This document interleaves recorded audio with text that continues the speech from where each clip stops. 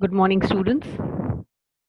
Today we are going to start off with the first chapter in history, Historiography, Development in the West. Now, children, um, we started off the history portion from chapter 4.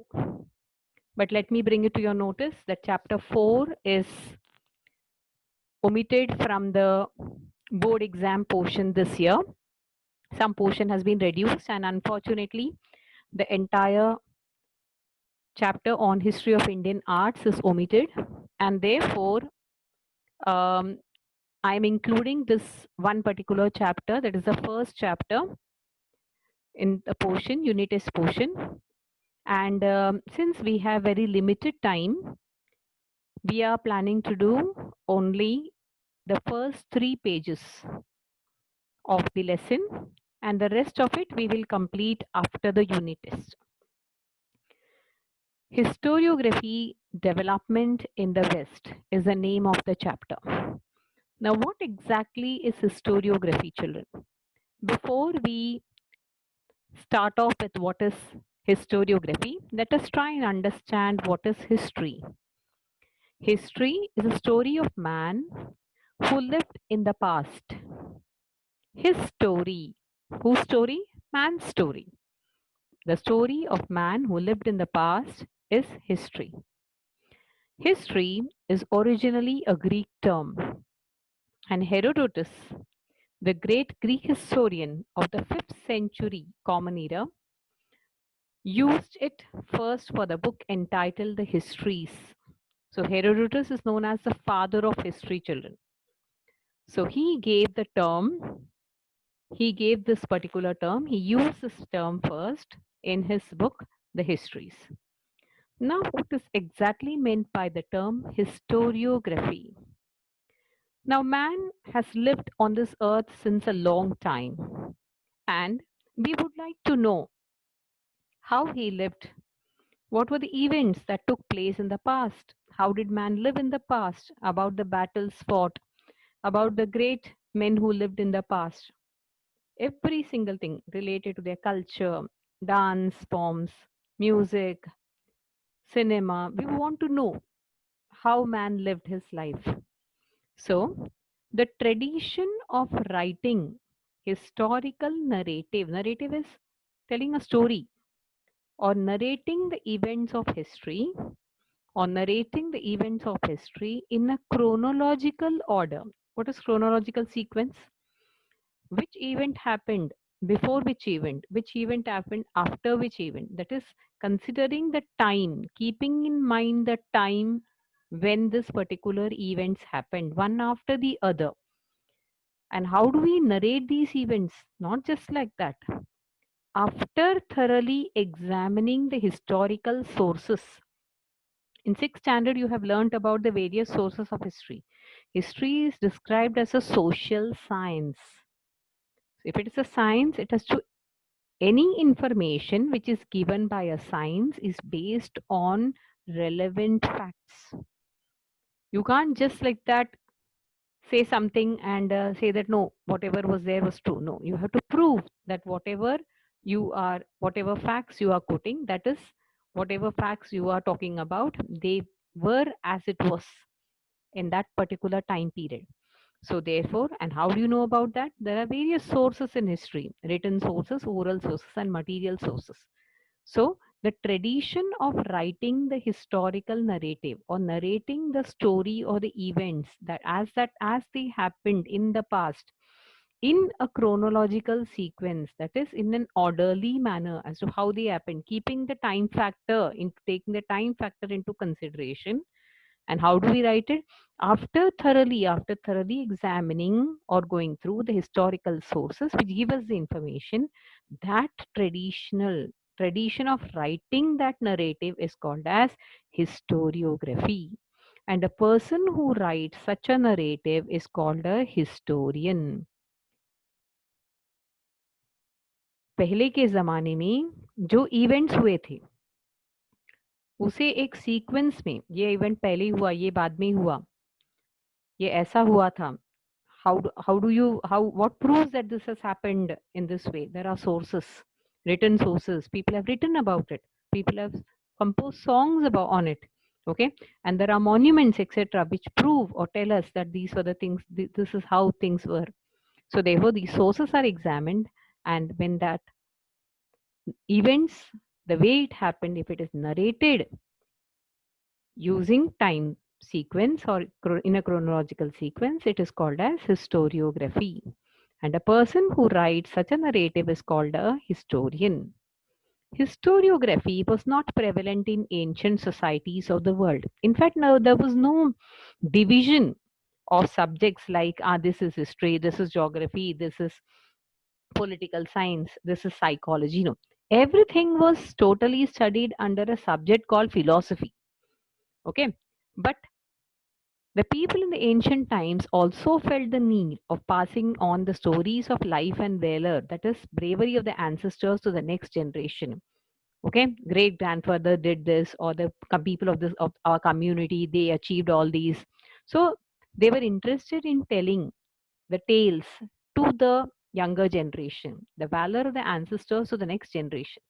And in order to tell these, in order to communicate about the events, what were the means or the methods used? Man used methods like cave paintings, for example, Bhimbetka cave paintings, storytelling, oral sources of history. These stories were passed down from one generation to another generation. For example, the valor of Rani Lakshmi Bai. There are a lot of oral sources available where there have been a lot of songs composed on the valor of Rani Lakshmi Bai. Singing songs and ballads. Okay, that is a long story which depicts a song which depicts a particular story is called a ballad. They were used for this purpose. These traditional means are looked upon as sources of history. So here we have a concept map, children. You know, you're very familiar with what are concept maps now. Means used by ancient communities to pass down history. What were the means used? In order to show how man lived, cave paintings reflect how man lived. For example, the paintings at Bhimbetka tell us that the early man was aware of the how animals should be domesticated. Then he drew pictures of fire, so he knew the use of fire. So, storytelling, singing songs, and ballads, half a mark each, and you have 4 points here. Means or methods used by ancient communities to pass down history. Historical research, children. History is a science. So, when it comes to any science, research is a part of science. Historical research is a continuous process. Today, now, this second, once it is over, it becomes history. One day is over, previous day is actually history. Okay, so therefore, historical research is a continuous process. It will never stop, it will keep on continuing. It is carried on to understand the chronology of events of the past and interrelationships and connections. What all happened in the past? How did it happen? When did it happen? Where did it happen? What was the interrelation? What was the cause of it? What was the effect of that particular event? All these interrelationships, that research about that, that is what is historical research. Now, when it comes to history, we call it a science, but there are two different types of sciences. Natural and physical sciences comes under one category, and social sciences comes under another category. Now, physics, chemistry, biology, they are all natural sciences. And experiments can be carried out in the labs. And you can say that the aim of the experiment, observation, conclusion, you carry out experiments. And every time you carry out the experiments, the results are going to be same in the given, in the same conditions. So therefore, you can frame laws saying that if these two chemicals are mixed together, this is what happens. But when it comes to historical research, history deals with men and events of the past. History is a social science. When you use the word social, for example, economics, psychology, sociology, anthropology, all these are sciences. But then, what is the subject matter? They deal with human beings and human beings' interaction with the environment. And so, therefore, in history, events cannot be recreated. You can't bring back a particular character from history and ask him, Are kya hua tha us time, batao? Because they are men and events that have happened in the past. We have to only try and, with the help of the sources, we can understand. Some historian has written about something, whether he wrote it correctly or whether he was prejudiced, whether all his likes, dislikes were involved in it, whether he has spoken the truth. That only we can experiment and we can do research and we can find out. So, therefore, situations cannot be recreated. Men and the events have happened in the past. Okay. Similarly, in similar situations, men may not behave in the same way. And therefore, unlike other sciences, we cannot make any laws in history which are universally applicable, because human beings, history deals with human beings who have different temperaments, who may behave in a different manner, even in the same situation. The same situation will be perceived by a historian and a journalist in two different ways. For example, if a crowd has assembled in a market, journalists will report that crowd gathered and this is what has happened. But if he is a historian, he will go on to find out, go into the details. Who gathered, why they gathered, was there any purpose for that?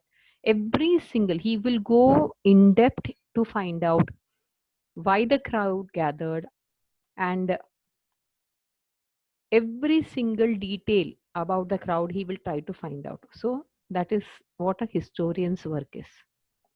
Now, when you talk about modern historiography, so what is historiography, children? Historiography is nothing but narrating the story or narrating about the events of the past, keeping in mind the chronological order, and you narrate about it after you thoroughly examine the different sources of history. It can be written sources, oral sources, or it can be material sources of history. Now you have a concept map here, children. When I say that modern historical research, okay, it depends on several other subjects or disciplines to gather information. And what are these different subjects and how they help history? Since they all help out history, they will be called as auxiliary disciplines, subjects, auxiliary disciplines, which are useful in historical research. The first one is archaeology. Archaeology is the study of ancient remains. For example, how did we know about Harappa or Mohenjo-daro? We have come to know because archaeological excavations were carried out. Okay. Archival sciences, many of the books, manuscripts, letters, documents, they've all been preserved and they are all present in libraries or in museums. So from there we can get information. Manuscriptology, several manuscripts have been written, books, Vedas, mantras, various Upanishads, various books have been written in the past in different languages, and they all come under the word manuscripts. Epigraphy, the study of inscriptions, rock on various big rocks. Okay, a lot of rules and regulations were given. For example, epigraphy during Ashoka's time period, lot of stone inscriptions are there, which give us a lot of information about Ashoka's rule. Analysis of the lettering style, how when it comes to language and understanding more about the use of particular languages. Linguistics, again languages. Numismatics, coins. When the coins were used, different kings, they had the way the coins were minted, and the on the coins, what was embellished on the coins, what kind of decorations were there on the coins, what was written on the coins, what kind of currency was used during the time. All this you can come to know through another study which is called as numismatics. Genealogy, study of lineage, iske dada, pardada, uske dada. Oh, that is, for example, when it comes to Maharaj Shivaji, okay, it is said that when you trace the lineage, उनके दादा परदादा के को जब तुम ढूंढने जाओगे कहाँ के थे वो. It is said one of the theories says that the ancestors of Shivaji Maharaj, they were basically from Rajasthan region. Okay, so therefore lineage, genealogy, study of lineage. Why all these are important? Because these subjects or disciplines help us out to know more about the history of a particular period. Let's talk about historical research. Historical research method. When you want to know about the past, what kind of methodology do the historians use? First of all, they will try to collect information. Okay? They will collect information. How do they collect information? They will go to the sources which are available. They'll go to the different sources which are available, and they will start examining these sources, and they will try to find out what is the information, what information these from the sources we are able to get. They will collect all the relevant references of the available information. Supposing the some particular poet has written about something, they will try to find out whether something else is available which gives us the same reference. So like that, collecting all the information and comparing them, and then trying to analyze. इसको हम बोलेंगे आकलन, विश्लेषण and आकलन. These are done. Comparative comparison and analysis is done. Comparative analysis is done to understand. Then understanding the references regarding time and space of the given historical events, and also various conceptual frameworks used in historical research methods. Connecting the various historical events considering time and space. Then try to ask questions regarding the historical references. What, where, when, who, why, all these questions they ask, and then they try to get the answer for these. Formulating hypothesis. That means at first they have an they have an idea. For example, when you start with a scientific experiment, you have an aim to prove that, to find out. So like that in historical research also, firstly they guesswork or they imagine that this might have happened. Then when they start examining and they collect relevant information, then finally they can conclude whether we need to accept whatever we have thought of, is it the same or was it in a different way.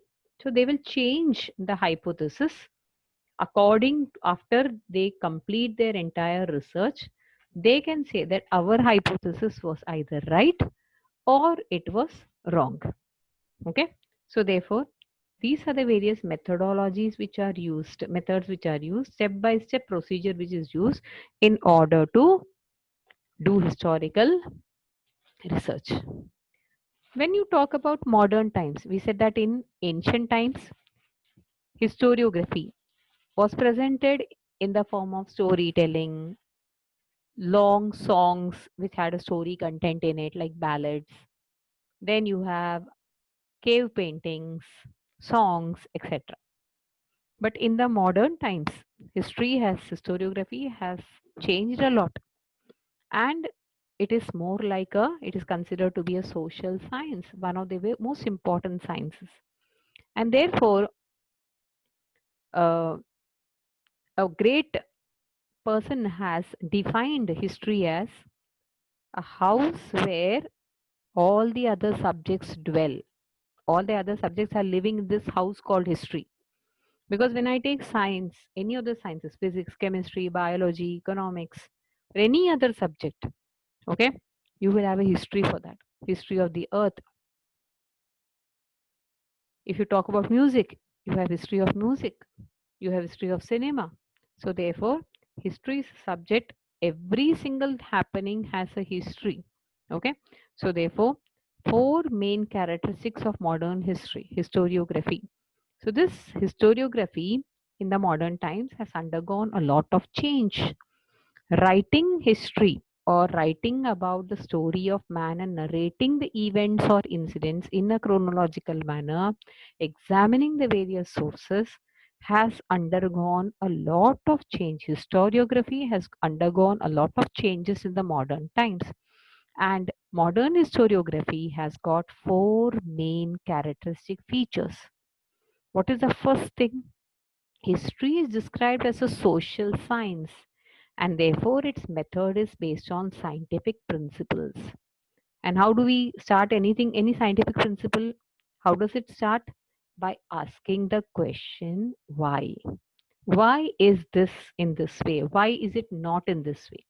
So, similarly, it begins with the formation of relevant questions. Questions. Relevant questions are asked and efforts are made in order to find out the answer. How are these questions? These questions, when it is history, these questions are anthropocentric. Anthropology is a ancient, it's a subject where you study about various cultures. Okay? Cultures, what is the meaning of culture? The activities of members of a certain human society of a particular time period. Indian culture, European culture. Okay.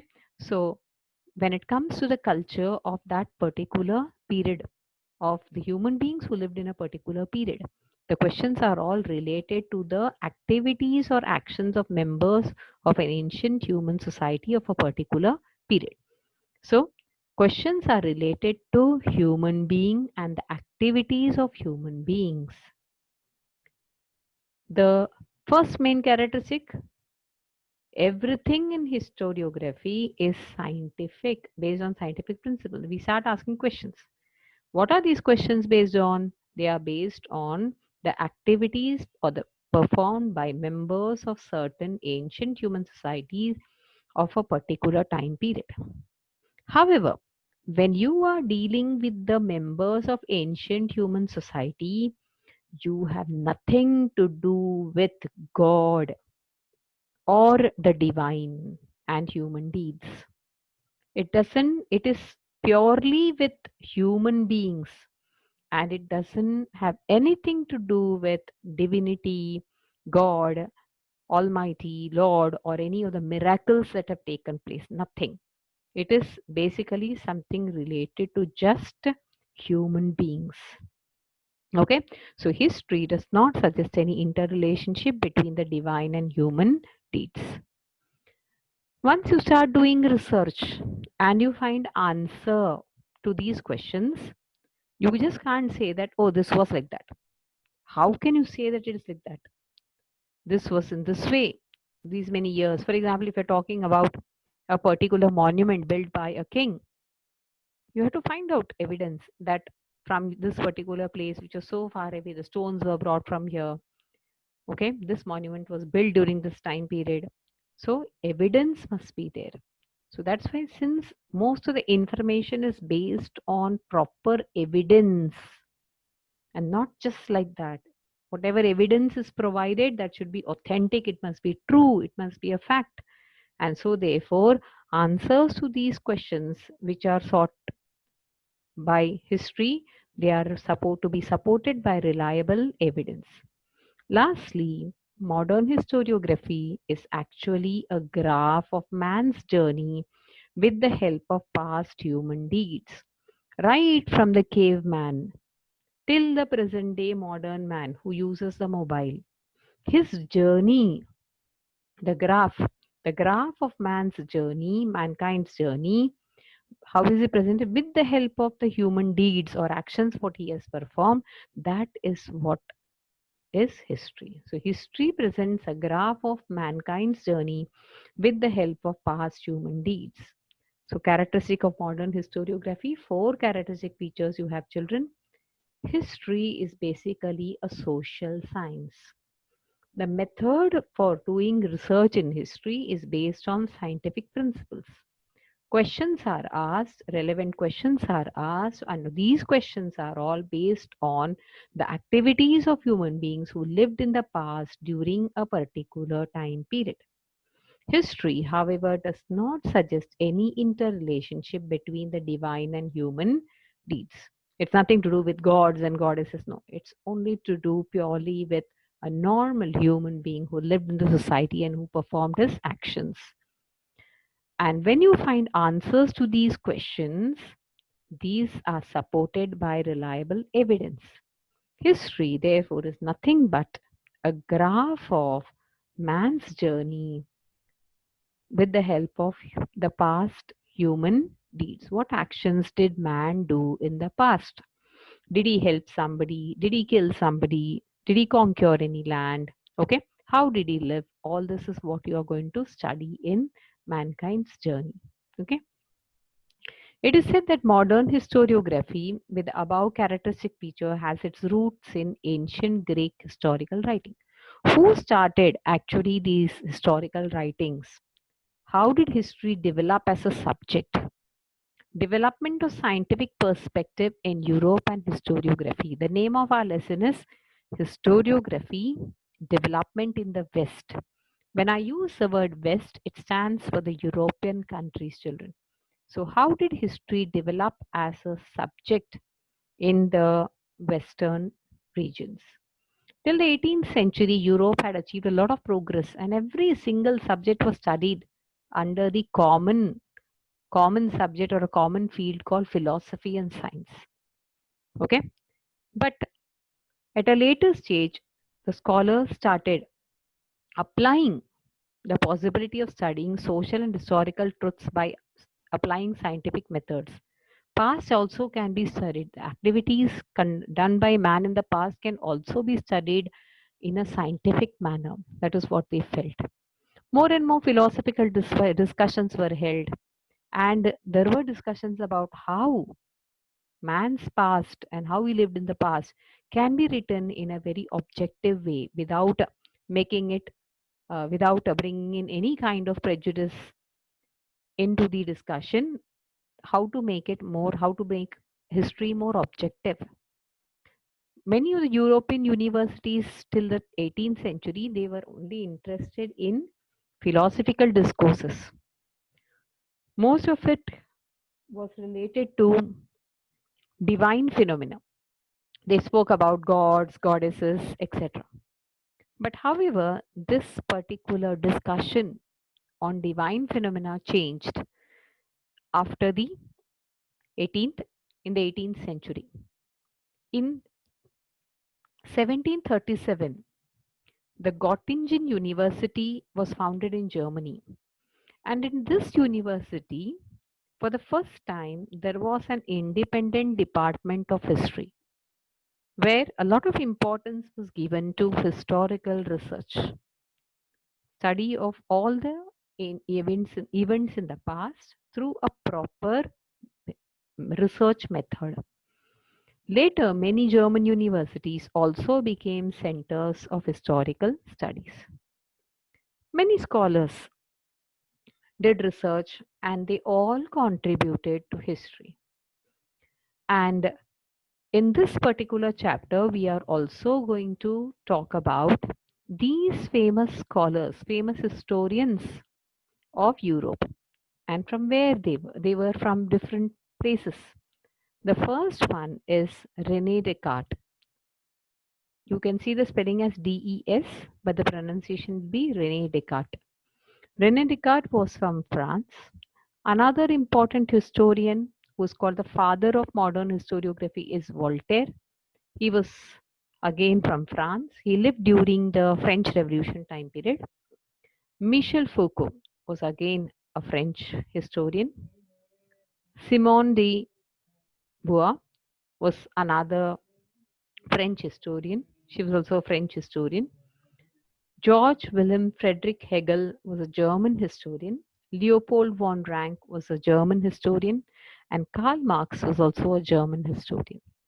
So, 7 scholars of Europe who contributed a lot to the writing of modern historiography.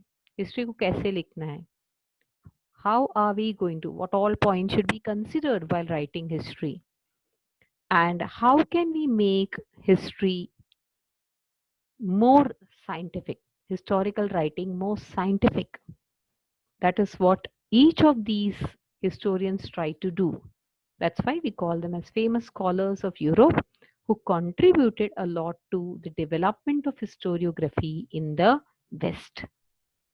The first one, Rene Descartes, 1596 to 1615. You have a picture of Rene Descartes, and he was among the first among scholars who insisted that if you want to consider the writing of history as something scientific, then you must never think of accepting anything without verifying the reliability of the historical documents. You have to first critically examine them. ये सच है क्या? ये बराबर है क्या? Okay.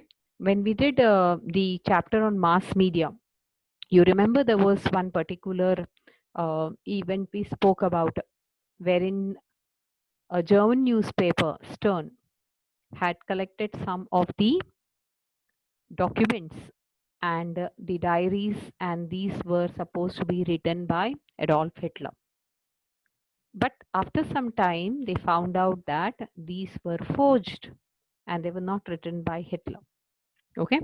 So Rene Descartes write in the previous times, that is, right in the 16th century, had told that you can never accept anything, okay, as true without first critically examining them. So he gave a golden rule in his book called Discourse on the Method, and this had a great impact on the scientific method of research. Science कभी कुछ भी ऐसे ही accept नहीं करता है, उसके लिए proof लगता है, right? You need a proof for that. So he said that even in history, never accept anything as true till all your doubts are cleared. Okay? If you want to accept, you want to make history more scientific and historical research more scientific, you will not accept anything written anywhere without first examining whether they were really true. So, critically examining them to find out whether they were real. Reliability of historical documents, therefore, children, is very, very important. So, he gave a very, very valid point related to modern historiography. That was his greatest contribution. Never accept anything, okay, without finding out the truth. The second one, Voltaire, 1694 to 1778. Voltaire's original name was Francois Marie Aru. This is a French name, Francois Marie Aru. And he felt that he also gave a very important, made a very important point, and that proved to be, that went a very long way in making historical research scientific, more scientific. And so much so that because of his contribution, he's called as the father of modern historiography. What did he say? He felt that along with objective truth, what is the basic purpose of history? To find out the truth about the events in the past. We want to find out about the truth. We also want to know the how the events happened, in which sequence the events happened. If we, along with finding out what is the truth and along with the chronology of historical events, what should we do? To make the writing of history more scientific, we must consider social traditions, trade, economy, agriculture. All these points must be considered. Okay? Why did some people behave in a certain way? Why did a king behave in a certain way? Why did a king pass a particular rule? Okay, so all the points related to, चाहे वो रीति रिवाज हो या trade हो, economy हो, agriculture हो, वहाँ का क्लाइमेट हो, सब एस्पेक्ट्स को कंसिडर करना चाहिए. When you talk about the cause of a particular event and the effect of a particular event, you must take into consideration not only the political aspect of it. History यानी king, queen ऐसा नहीं. Common man, उसका रहने का तरीका, उधर का economy कैसा था, उधर का व्यापार कैसा था, वहाँ के लोगों का रहन सहन कैसे था. Okay, every single thing you must take into consideration while writing historiography. This gave rise to a thought that understanding all the important aspects of human life, okay, while writing history. खाली political aspect को ही consider करते थे, लेकिन उन्होंने क्या कहा, history जो है वो मनुष्य के बारे में है जो who lived in the past, and when we are writing about the past we have to consider all the aspects of human life. Okay, वहाँ का ट्रेड, ट्रांसपोर्ट, इकोनॉमी, एग्रीकल्चर, रीति रिवाज, रिलीजन, लैंग्वेज, ओके, सब कुछ consider करना चाहिए. फिर एक पर्टिकुलर इवेंट के बारे में संपूर्ण जानकारी होने के बाद ही तुम उसे अच्छी तरह से समझ सकोगे. That is what he felt. So while writing historiography or while writing or narrating about events that have happened in the past, that is what is historiography, right? Narrating about the events that have happened in the past after examining the sources is called as historiography. And to make it more scientific, you have to consider or to reach the truth and to know how, in what sequence historical events happen, we must consider not only the political aspect, but also social traditions, trade, economy, agriculture, every single thing aspect must be taken into consideration while writing about the events of the past. All aspects are equally important. That is why Voltaire made history. Okay, he made history inclusive of everything. He included everything in history, and therefore he says that one historical event can be influenced by so many factors. Don't just go by what the king felt and what he did, what his army did. No, there may be several points to it, and try to consider all these points to reach up to the truth. Okay, thus Voltaire is said to be the founder of modern historiography. We come to the end of this session, children. Here you have only these three important points for the unit test, page 1, 2 and 3. So take up only the questions which I have given to you. I have forwarded some notes to you. You will consider only those questions. The other historians, okay, like Karl Marx, Hegel, Leopold von Ranke, all of them we are going to consider in the next session, which I'll be taking up after the unit test. Okay, so for the unit test, we have only page number 1, 2 and 3. Many children have not yet sent me the audio clip of the political science chapter. I am going to take up that 5 marks. When I enter the marks for the unit test, okay, I'm going to consider those 5 marks even when I'm going to write prepare the Excel sheet or the record of marks for your board exam. 5 or 6 assignments, average of all that will be taken, and then I will put down the marks, internal marks. Many children have taken it very lightly and they have not yet watched the video and not send me the audio clip. This is like an oral examination, children. You have to watch the video, part 1 of the political science chapter, part 1, and that part I have given you 5 or 6 questions. You have to first introduce yourself, your name, and then you have to tell me the answer to these, record the answer to these questions and send me that recording. It hardly takes 10 minutes to do it. Watch the video, record the answer, and send the audio clip. And you have 5 marks for that, children. And if you don't send it, you are going to lose out on those 5 marks. Those who have sent the audio, I have given them full marks. So uh, see to it that you send your audio clip as early as possible. And you have only these 3 questions, 2 big questions. One is on Voltaire, and Voltaire is called the founder of, he's said to be the founder of modern historiography. The 4 characteristic features of modern historiography, these are the 2 important big questions which are there. And you have about 4 to 5 fill in the blanks, which I have extra fill in the blanks also I have given along with that. That is the part that you will cover for the unit test now. I hope you have understood this particular part.